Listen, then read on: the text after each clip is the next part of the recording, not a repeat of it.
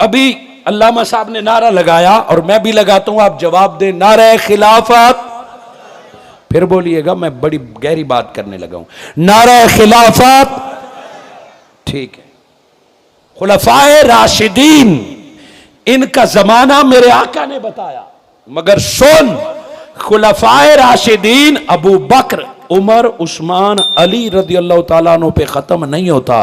खिलाफत राशिदा हजरत इमाम हसन पे खत्म होता है। जो हदीस मेरे आका ने बताई उसमें इमाम हसन शामिल है। इमाम हसन को निकाल दें तो आका की हदीस पूरी नहीं होती, वो अरसा ड्यूरेशन खिलाफत राशिदा का पूरा नहीं होता।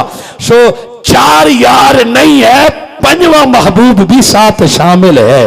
उधर पंज है तो इधर भी पंज है।